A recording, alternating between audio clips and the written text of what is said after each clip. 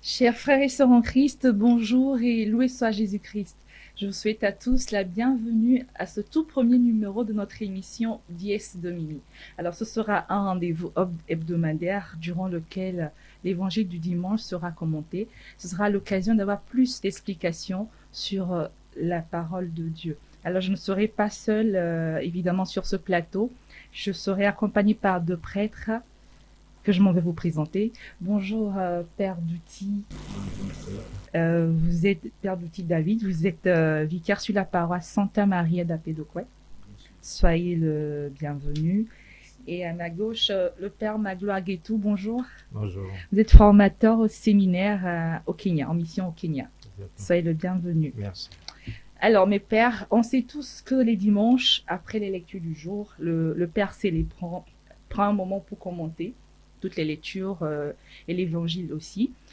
Mais il se pourrait que beaucoup d'entre nous, on ait encore des zones d'ombre, on ne comprenne pas peut-être tout ce que le célébrant aurait dit.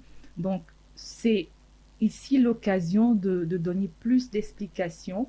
Vous êtes là pour voir en détail, ligne par ligne, je veux dire, l'évangile du dimanche. Donc, je vous souhaite encore la bienvenue. Alors, pour commencer, nous allons justement écouter l'évangile qui est tiré de Saint Luc, chapitre 10, versets 1 à 12 et les versets 17 à 20. Alors, je vais demander au Père Magloire de nous lire l'évangile. Évangile de Jésus-Christ selon Saint Luc, au chapitre 10, versets 1 à 12 et 17 à 20. En ce temps-là, parmi les disciples, le Seigneur en désigna encore 112, et il les envoya deux par deux en avant de lui en toute ville et localité où lui-même allait se rendre. Il leur dit, « La moisson est abondante, mais les ouvriers sont peu nombreux. Priez donc le maître de la moisson d'envoyer des ouvriers pour sa moisson. Allez, voici que je vous envoie comme des agneaux au milieu des loups. Ne portez ni sac, ni bourse, ni sandales, et ne saluez personne en chemin. Mais dans toute maison où vous entrerez, dites d'abord « Paix à cette maison ». S'il y a là un ami de la paix, votre paix ira reposer sur vous. Sinon, elle reviendra sur vous. Restez dans cette maison, mangeant et buvant ce que l'on vous sert, car l'ouvrier mérite son salaire. Ne passez pas de maison en maison. Dans toute ville où vous entrerez, où vous serez accueillis, mangez ce qui vous est présenté. Guérissez les malades qui s'y trouvent et dites-leur, le règne de Dieu s'est approché de vous. Mais dans toute ville où vous entrerez et vous ne serez pas accueillis, allez sur les pas et dites, même la poussière de votre ville, collée à nos pieds, nous l'enlevons pour vous la laisser. Toutefois, sachez-le, le règne de Dieu s'est approché. Je vous le déclare, au dernier jour, Sodome sera mieux traitée que cette ville. Les 72 disciples revinrent tous joyeux en disant, Seigneur, même les démons sont soumis à ton nom. Jésus leur dit, je regardais Satan tomber du ciel comme l'éclair. Voici que je vous ai donné le pouvoir d'écraser serpents et scorpions, et sur toute la puissance de l'ennemi.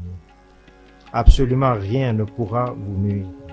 Toutefois, ne vous réjouissez pas parce que les esprits sont soumis, mais réjouissez-vous parce que vos noms se trouvent inscrits dans les cieux. Acclamons la parole de Dieu. Louange à toi, Seigneur Jésus. Alors, merci mon Père pour la lecture de l'Évangile. Avant de vous donner la parole pour recueillir vos avis sur l'Évangile et puis peut-être après vous poser des questions, pour mieux comprendre cet évangile-là. Alors, je voudrais que tous ensemble, on regarde un micro-trottoir qui a été réalisé et qui a donné la parole à certains fidèles qui ont essayé de donner leur avis sur l'évangile, qui ont essayé de dire un peu ce qu'ils ont compris sur cet évangile-là. Alors, nous regardons tous et nous revenons juste après.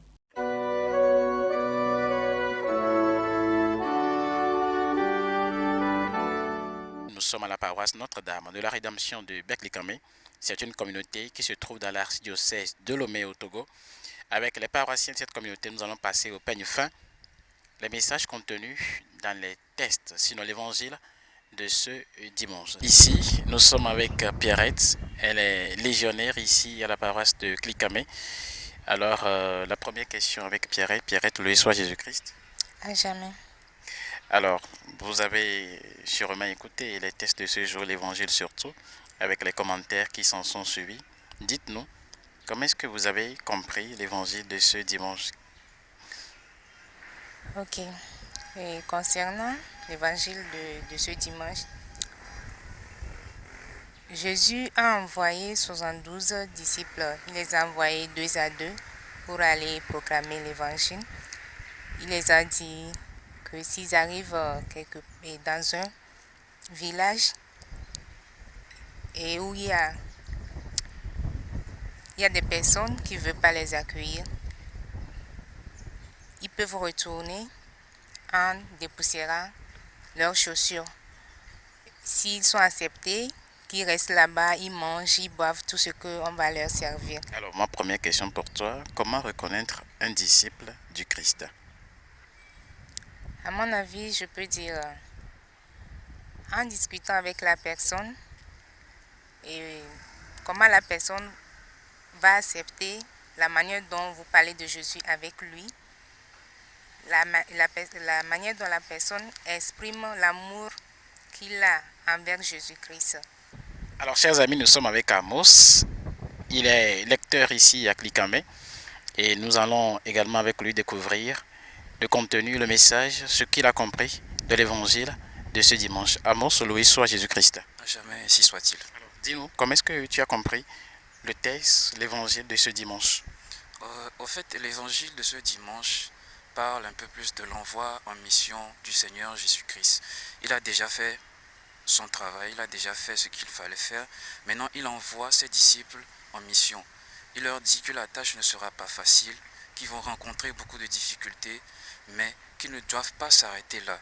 Donc, c'est à travers ce message, le Seigneur Jésus-Christ nous envoie, nous aussi, ses disciples actuels, en mission de partager sa parole, son évangile, pour, si on peut le dire ainsi, sauver plus d'âmes. Alors, comment est-ce que nous pouvons faire ce travail que Jésus nous confie? Par quels moyens? Quels sont les moyens que nous devons utiliser pour pouvoir donc aller en mission que Jésus nous envoie? Oui, bon, comme aujourd'hui nous sommes au 21e siècle, c'est plus le temps, au temps de Jésus, on pouvait aller de porte à porte. Parce qu'aujourd'hui, chacun a peur. Chacun a peur pour sa sécurité. Donc, on peut le faire dans nos lieux habituels, sur nos lieux de travail. On peut parler du Seigneur Jésus-Christ dans nos maisons, même en tant qu'enfant. Même entre nous, enfants, on peut le parler. On peut parler du Seigneur Jésus-Christ, ce qu'il a fait peut-être pour chacun dans notre vie. Donc, c'est à peu près ça. Merci beaucoup Amos. C'est la fin de ce micro-trottoir. Nous étions sur la paroisse Notre-Dame de la Rédemption de Beklikame. Cette paroisse est située dans l'archidiocèse de Lomé au Togo. Et c'est une paroisse qui a plus de 40 ans d'âge et qui a comme équipe sacerdotale le père curé qui s'appelle Eugène Mensan-Radi, les vicaires Denis Norbert-Rossou, Denis Azateklou et le père Mathieu Seovi. On se retrouve en studio pour le commentaire avec nos experts. Je vais parler des prêtres. Bon dimanche à tous et à très bientôt. Merci à Déo pour cette belle réalisation. Voilà, Padre, vous avez écouté un peu les avis de ces fidèles sur l'évangile du jour. Moi aussi, j'ai quelques questions à vous poser, justement, pour permettre à ceux qui nous regardent de pouvoir mieux cerner l'évangile de ce dimanche. Alors, ma première question sera au Père Magloire. Alors, nous savons que la sélection des 12 apôtres, je parle des 12 apôtres que tout le monde connaît, cette sélection était particulière. Ce sont eux qui sont connus comme disciples de Jésus et ce sont eux qui l'accompagnaient partout. Alors pourquoi est-ce que le Seigneur avait-il besoin de choisir encore 72 autres et de les envoyer en mission après l'envoi en mission des 12 premiers? Quel enseignement pouvons-nous tirer de cela? Ouais, c'est ça, c'est une belle question. Je pense en premier volet dire que Jésus même répond d'abord à cette question en disant que la moisson est abondante, mais les ouvriers sont peu nombreux. Mais aussi, je pense que, outre cette réponse, je pense qu'on peut encore souligner deux autres éléments de réponse. Premièrement, en faisant appel au symbolisme de 72. Pourquoi 72? Et après, peut-être, quel enseignement tirer? Bon. Il faut dire que la plupart des exégètes et biblistes soutiennent que le chiffre 72, ça c'est le chiffre symbolique pour désigner toutes les nations, à d'autres nations. Mais il y a ce exégète italien du nom de Fernando Armellini qui dit que le chiffre 72, ce n'est que 12 fois 6 fois. Autrement dit, nous ne sommes pas encore à la perfection, parce qu'il faut parler de 7 pour parler de perfection. Donc nous sommes qu'à 6. Il manque un groupe de 12 pour parler de perfection. Donc, rentrant encore dans le contexte, déjà au chapitre 9, Jésus déjà avait envoyé ses disciples, les 12 apôtres dont vous avez fait mention. Il les avait déjà envoyés à un groupe de 12, les 12 tribus d'Israël. Donc, nous voyons que Jésus fait appel à ces 72 pour qu'il y ait la plénitude de la mission, pour qu'on ait la plénitude de la mission, suivant l'ordre de l'idée de Fernando Merlini. Ça veut dire qu'il faut encore 6 autres groupes de 12, dont l'expression 72. Donc, nous voyons que Jésus fait justement appel à ces autres apôtres, ou bien disciples, dans ce contexte de la plénitude. Il faut que l'évangile puisse aussi aller à d'autres peuples. Et donc, quelle leçon nous pouvons apporter ou bien tirer de cela, c'est que la mission est d'abord universelle et que nous avons tous notre part à jouer là-dedans. Donc, le Seigneur aussi attend de chacun de nous apporter individuellement sa contribution. Merci beaucoup, Père Magla. Je crois que ça a été très clair, cette question. La réponse plutôt que vous avez apportée à cette question a été vraiment claire. Alors, Père David, ma deuxième question, je vous la pose. Si la moisson est abondante, comme l'a dit le Seigneur, et les ouvriers sont peu nombreux, pourquoi est-ce qu'il les envoie deux pas deux? C'est-à-dire, il aurait pu les envoyer un à un, en mission. Comme ça, peut-être il couvrait beaucoup plus de territoire, mais il a décidé de les envoyer deux par deux. Qu'est-ce qu'on pourrait comprendre par ce geste, le fait de les envoyer deux par deux et non un par un?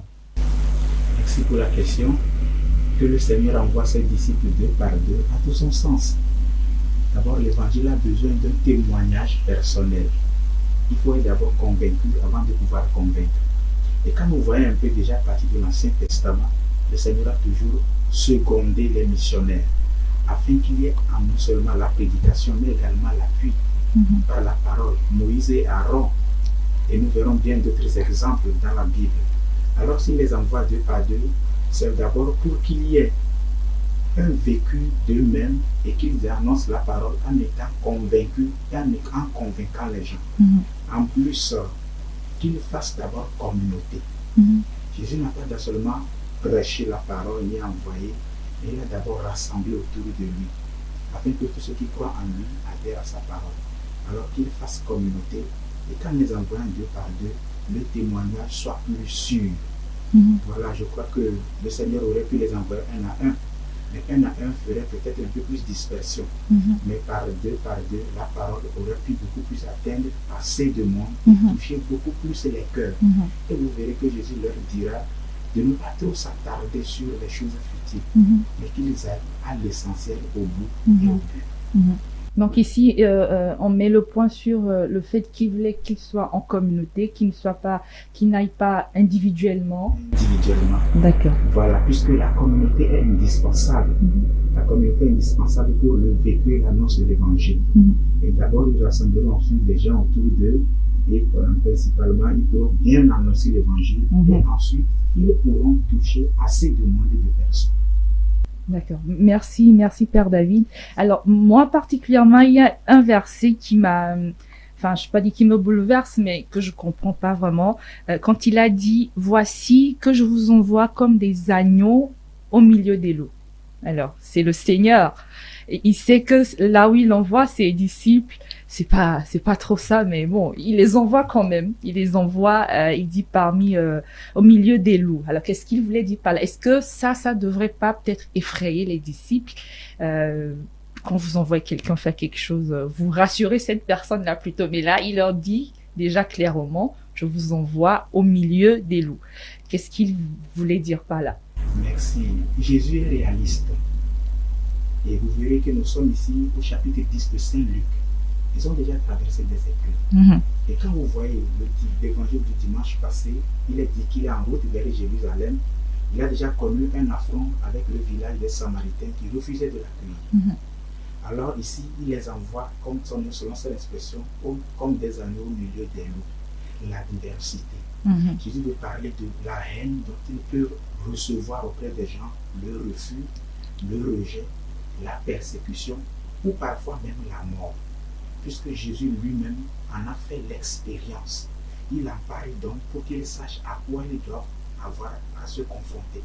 Et vous verrez ici que ce ne sont pas les 12 qu'il envoie, ce sont les 72.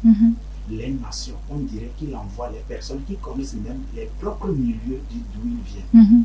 Ils connaissent les réalités de leur milieu, ils sauront parler aux gens.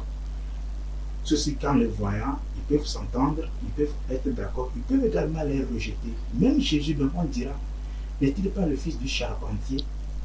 Il a connu un refus dans son propre milieu, puisque les 72 sont envoyés aux nations. Ce ne sont pas les 12, les 72.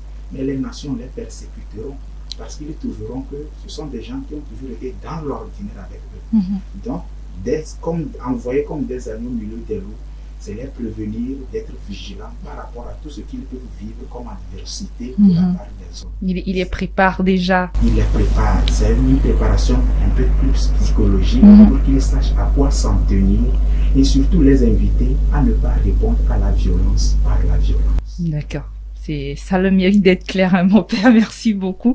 Alors, il y a une autre parole aussi, intrigante aussi que j'ai relevée dans cet évangile quand le Seigneur a dit ne portez ni bourse, ni sac, ni sandales et ne saluez personne en chemin. Alors, Père Magloire, on sait habituellement quand on part en mission, quand on envoie quelqu'un en mission, on se munit quand même du nécessaire pour pouvoir bien travailler, avoir un peu de confort quand même. Mais là, le Seigneur envoie ses disciples vers quelque chose où il sait que ce sera pas déjà facile, mais il leur demande encore de ne rien prendre sur eux, d'aller comme ça et voilà. Donc, qu'est-ce que nous pouvons comprendre par là? Je pense que là, ce que Jésus veut vraiment souligner, c'est plutôt l'attitude à avoir comme disciples envoyés. Et déjà, une première partie est ce que nous avons souligné. Ils doivent être comme des agneaux, à ne pas répondre à la violence, comme le Père l'a souligné.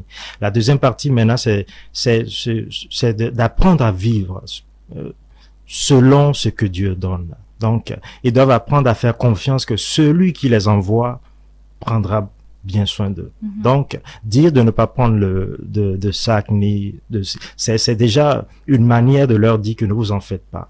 Celui qui vous envoie est déjà devant eux. Et il y a quelque chose aussi à souligner, c'est que Jésus les envoie non pas sur d'autres territoires, mais il les envoie là où lui-même il doit aller. Donc, ça, on voit déjà la logique de la pensée de Jésus, que c'est lui-même le maître de la mission.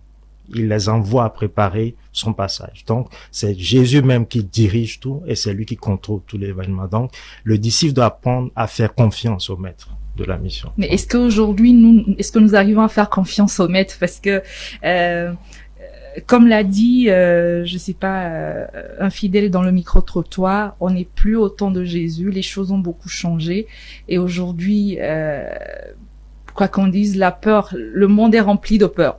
Et est-ce qu'aujourd'hui, peut-être vous êtes des apôtres de Jésus, vous représentez aujourd'hui les apôtres de Jésus. Peut-être nous aussi, mais vous avez été ordonnés pour ça. Est-ce que quand vous partez en mission, est-ce que vous vous sentez vraiment en confiance en vous disant, nous partons sans rien, le Seigneur même va pourvoir, on lui fait vraiment confiance? Est-ce que vous faites comme les apôtres dans l'évangile? D'abord, il faut souligner que je ne pars pas sans rien. J'ai le nécessaire avec moi, mais je pense que au-delà des paroles, ce que le Seigneur veut dire, c'est s'en tenir juste au strict nécessaire. Faut pas prendre sur soi ce qui va nous empêcher de proclamer l'évangile. Plus on s'attarde sur ce qu'il faut tenir avec soi, plus on ne donne plus la liberté à la parole d'avancer. Donc je pense que derrière toutes ces paroles, ce que le Seigneur veut dire, c'est ne vous en faites pas. Je suis là, je prends soin de vous, mais l'important, c'est l'urgence de la parole. Donc, l'urgence du message à passer, c'est la chose la plus importante. C'est fort ce message. C'est fort ce message. Et quand ils sont revenus après la mission, les 72 disciples, ils étaient tous joyeux. Selon ce que l'Évangile nous a dit, ils revinrent tous joyeux. Est-ce que ça voudrait dire qu'ils ne sont pas allés rencontrer les difficultés comme l'a dit le Seigneur, parce que il les avait déjà prévenus qu'il les envoie au milieu des loups. Donc, on s'attend à ce que la mission soit difficile. Mais ils sont revenus tout joyeux. Alors, je crois qu'il y a une leçon quand même à apprendre de ce retour de mission. Mon père, qu'est-ce qu'on doit pouvoir tirer comme enseignement? La première des choses, c'est que malgré les difficultés, il y a toujours la joie de la mission. Ça c'est la première des choses que nous soulignons. Et aussi, la deuxième chose qui est peut-être pertinente à souligner, c'est de voir que malgré les difficultés, les disciples retournent et puis témoignent eux-mêmes de ce qu'ils ont pu expérimenter. Et ils disent d'abord à Jésus que nous avons vu le démon s'aplatir donc à la parole de l'évangile. Mais Jésus commence d'abord à commenter ce qu'ils ont dit. Il dit, oui, j'ai vu effectivement Satan tomber du ciel. Mais après, il va corriger leur mentalité. Faut pas que le succès de la mission puisse être évalué sur ce que nous voyons concrètement, mais nous avons plus à avoir notre pensée vers ce qui se réalise, et c'est justement le royaume des cieux. Soyez plutôt heureux parce que votre nom est écrit dans le ciel. Donc, le succès de la mission n'est pas nécessairement parce que je vois les trucs positifs se réaliser. Bon, dans ce cas, on rend grâce au Seigneur que les disciples ont eu cette joie de trouver des valeurs positives. Mais dans certains cas, c'est pas évident. Mais c'est ce que je dis, que si plus on s'attarde sur les réactions positives de la mission, on risque de perdre un petit peu l'équilibre dans ça. Je pense que c'est à tenir à souligner ce que Jésus a dit à la fin. C'est plutôt parce que c'est la cause du royaume des cieux qui porte justement la joie du missionnaire. Ça donne envie de partir en mission, hein, mon père. Effectivement. Tel que le père l'a dit, voyez-vous, chaque mission comporte, toute mission inconnue comporte toujours son lot d'incertitudes, de craintes et d'inquiétudes. Mais vous voyez ici que ils font confiance à la parole de Jésus. Ça, c'est la première chose à souligner. Il leur dit, ne prenez rien pour la route. Ça, c'est faire confiance. Ils ont adhéré à la parole de Jésus, puisque toute mission importante demande un dépouillement personnel. En plus, Jésus ne s'arrête pas là. Il leur dira, dans toute maison où vous entrerez, mangez ce qu'on vous sert. Savoir compter sur la providence. Et quand nous savons compter sur la providence de Dieu, jamais nous ne serons déçus. Puisque Jésus leur dit, ils ont adhéré à la parole de Jésus. On dit qu'il les appelle, il les choisit. Autrement dit, il se peut qu'ils ne connaissent pas, qu'ils n'aient pas connu Jésus. Mais peut-être qu'ils l'ont entendu prêcher, annoncer la parole, accomplir des miracles, faire des guérisons, faire des libérations des esprits, chasser les démons. Ils ont adhéré à sa parole. Ce sont des nations païennes. Alors ils ont été convaincus. Ils n'ont pas douté. Ils l'ont suivi. Et s'ils l'ont suivi, c'est qu'ils sachent qu'ils suivent quelqu'un qui dit vrai et qui n'est pas un utopiste. Jésus est très réaliste. Alors quand ils ont adhéré à la parole, c'est normal qu'en leur retour, qu'ils éprouvent une certaine fierté. En joie. Non pas qu'ils n'ont pas rencontré d'épreuves, non. En fait, la joie véritable vient quand on a surmonté les épreuves. Et quand on est parvenu au bout et au but, quand on est arrivé au-delà de l'objectif fixé. C'est pour cela, pour ne pas se créer une idée de vedette, un certain petit orgueil, ou bien de complétude en eux-mêmes. Jésus leur dit non. L'important, comme l'a dit le Père tout à l'heure, c'est de savoir s'en tenir à la mission réalisée, à l'œuvre de Dieu faite. Merci beaucoup, Père David, pour cet apport. Alors, dans les derniers versets de cet évangile, on voit Jésus qui donne le pouvoir aux disciples d'écraser les forces du mal. Alors, ce que moi je voudrais comprendre, peut-être les téléspectateurs aussi, est-ce que ce pouvoir-là, c'est juste l'apanage des apôtres? Aujourd'hui, vous qui êtes prêtre, diacre et tout, vous représentez les apôtres, vous êtes les apôtres du Seigneur. Mais est-ce que ce pouvoir que Jésus a donné à ses disciples, est-ce que c'est juste les apôtres qui ont ce pouvoir, ou bien tout enfant de Dieu, toute personne baptisée a ce pouvoir-là d'écraser le mal et tout, parce que on peut être baptisé. Aujourd'hui, il y a des gens qui sont chrétiens, mais qui ont peur je dis pas d'aller combattre le diable, mais qui ont peur de faire certains combats, qui se disent il faut aller forcément voir un prêtre pour ça, parce que nous on n'a pas ce pouvoir, on peut pas le faire. Mais je voudrais que peut-être vous nous rassurez. Est-ce que ce pouvoir que le Seigneur a donné pour écraser les forces du mal, est-ce que ce n'est que vous qui puissiez le faire, ou bien nous aussi en tant qu'enfants de Dieu, on a ce pouvoir-là? Merci pour la question. D'abord, quand nous appelons l'évangile de Saint Marc, Jésus dit, il donne le pouvoir à tous de chasser le démon. Et quand nous nous attentions à l'évangile de Saint Jean, chapitre 1er, verset 12, il est dit qu'à tous ceux qui l'ont reçu, il a donné le pouvoir de devenir enfants de Dieu. Ceux qui l'ont appelé ici n'ont pas été ordonnés prêtres, mais il les a envoyés comme des missionnaires par le baptême. Tout chrétien qui a reçu la grâce de l'Esprit par le baptême a déjà reçu le pouvoir de chasser les démons. Et quand nous contextualisons ce message, nous verrons qu'il n'y a pas seulement que les prêtres qui ont reçu ce pouvoir. Tous ceux qui vivent leur baptême et leur fidélité à Jésus peuvent chasser les démons. J'ai particulièrement un apôtre de notre temps, déjà décédé paix à son nom, que j'admire beaucoup, Jean Pliant. Oui. Jean Pliant n'a pas été prêtre. Mais vous n'imaginez pas comment, par le Seigneur, par la force du Seigneur, il a fait des libérations. Beaucoup de libérations. Assez de charisme que le Seigneur lui a donné, que même certains presque il n'en a pas donné. Parce que le Seigneur donne à chacun selon l'appel de l'Esprit Saint et selon la capacité. Alors, tout chrétien qui vit la grâce de son baptême, un engagement sur Jésus, peut chasser le démon. Oui, peut chasser le démon. Non pas seulement que pour les prêtres. Et il faut également préciser que pour la question de la libération des esprits mauvais, il y a des étapes. Il y a ce qu'on appelle les exorcistes, qui sont nommés par les évêques, à qui on réfère certains cas. Pour la libération qu'on sort, tout chrétien peut prier. Par exemple, le nouveau charismatique aujourd'hui, que au dire du pape Paul VI, est une chance pour l'Église. Et beaucoup d'expériences de fidèles ont également témoigné que chasser les démons est une mission d'abord principale de l'annonce de l'Évangile. Et le démon ne peut être chassé que quand on annonce Jésus. À tout endroit où Jésus est annoncé, le démon recule. Et cela passe par le témoignage des gens, par l'amour qui est vécu. Annoncer Jésus, c'est répandre l'amour. Et la haine recule de lui. Quand nous attachons beaucoup plus à la deuxième lecture, aujourd'hui, Saint Paul parle de la croix du Seigneur, sa seule fierté, notre seul orgueil. Et puis il insiste sur l'adverbe seul, l'absolu. Et si nous attachons à cet absolu, nous pouvons annoncer Jésus et chasser le démon, parce que le règne de Dieu s'établit et le règne du mal recule. C'est ça. Merci beaucoup, mon père. Père Magloire, vous avez quelque chose à ajouter? Ouais, peut-être l'élément plus biblique que je vais peut-être ajouter, c'est pour revenir peut-être à la première question. Pourquoi les 72? Il a déjà envoyé les 12. Pourquoi les 72?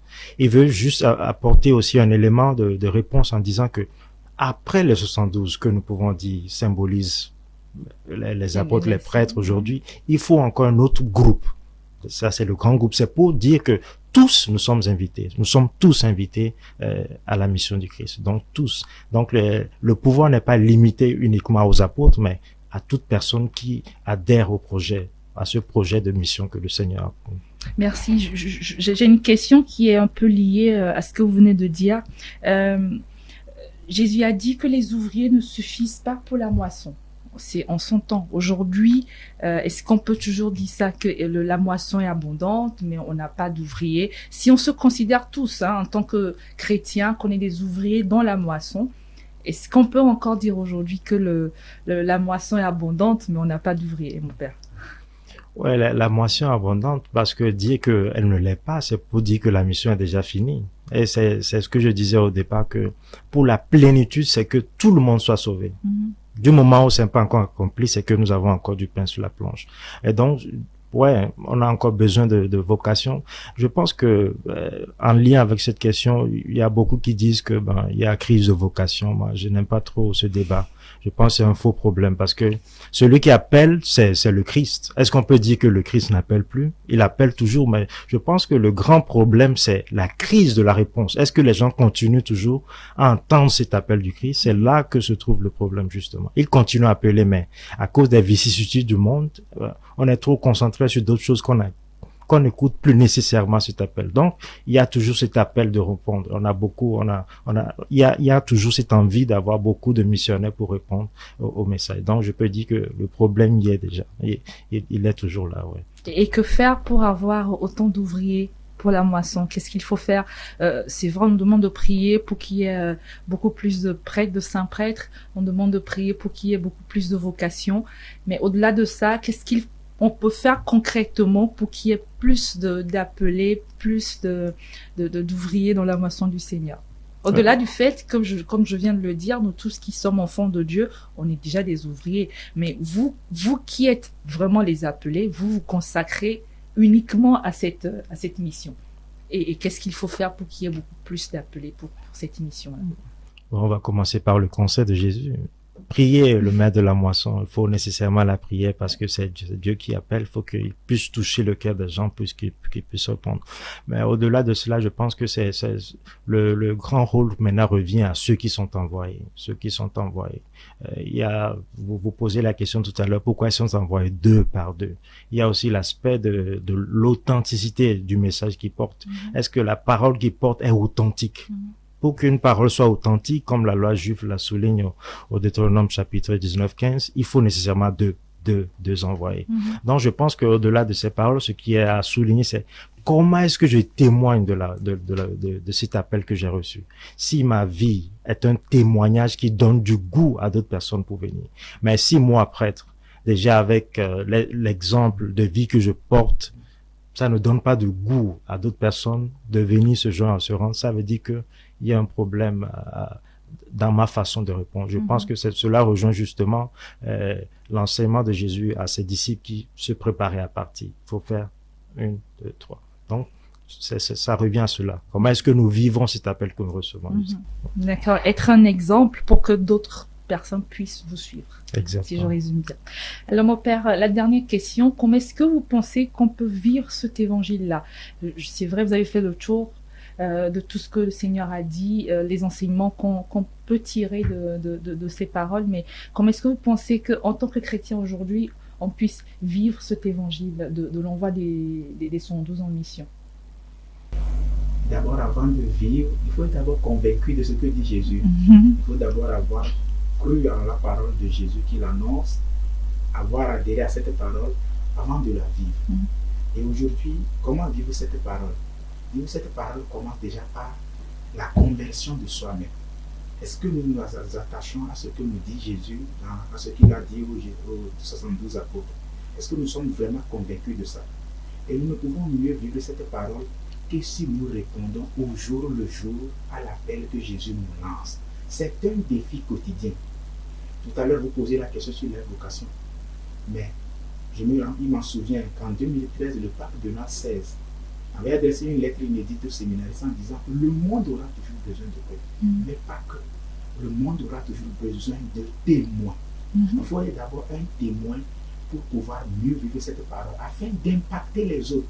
L'objectif de cette parole de l'évangile que nous écoutons, c'est d'impacter les autres, afin qu'ils se convertissent. Non pas forcément qu'ils deviennent chrétiens, mais qu'ils soient des hommes et des femmes de bonne volonté, afin de construire une société paisible, une société libre de toute violence, une société qui soit véritablement en paix. Puisque quand l'évangile est annoncé et que les gens adhèrent, ils sont vraiment contents de cela, convaincus de ce qui est adhéré, ils sont beaucoup plus en paix avec d'abord eux-mêmes et en paix avec les autres. Voilà comment vivre l'évangile en notre temps aujourd'hui, et afin d'impacter les autres et mieux témoigner de Jésus. Merci. Merci beaucoup, Père David. Un mot pour la fin. Même question, Père Magloire. Comment est-ce que vous pensez qu'on pourra vivre cet évangile-là aujourd'hui? Il faut d'abord commencer à à prêter oreille à ce que Jésus dit. Ouais. C'est d'abord une invitation ouverte à tous. Il a besoin de nous. Je pense que c'est le message principal aujourd'hui. Après l'envoi des 12, il s'adresse maintenant à nous pour nous dire qu'il a besoin de nous pour que cette mission puisse s'accomplir. Et donc, l'appel est ouvert à tous. Est-ce que je répondrai à cet appel du Christ? Est-ce que je serai témoin de ces messages qu'il apporte à l'humanité?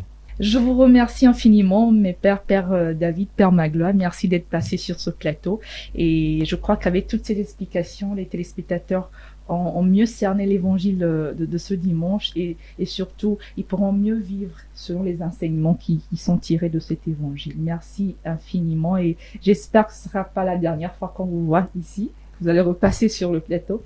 Merci à tous, à vous tous qui nous avez suivis. Merci à la réalisation. Alors, je vous rappelle que vous pourrez aussi nous envoyer les questions sur l'évangile du dimanche prochain. Vous pouvez envoyer vos questions si vous avez des questions, bien sûr, par notre email, laparoleauquotidien@gmail.com ou sur notre page Facebook Province SMA Togo et sur notre chaîne YouTube aussi, Province SMA Togo. Alors, je rappelle l'email, laparoleauquotidien@gmail.com, la page Facebook Province SMA Togo et la chaîne YouTube Province SMA Togo. Merci infiniment de nous avoir suivis et merci encore à la réalisation. Je vous donne rendez-vous pour un prochain numéro et d'ici là, portez-vous bien et que Dieu nous bénisse tous. Au revoir.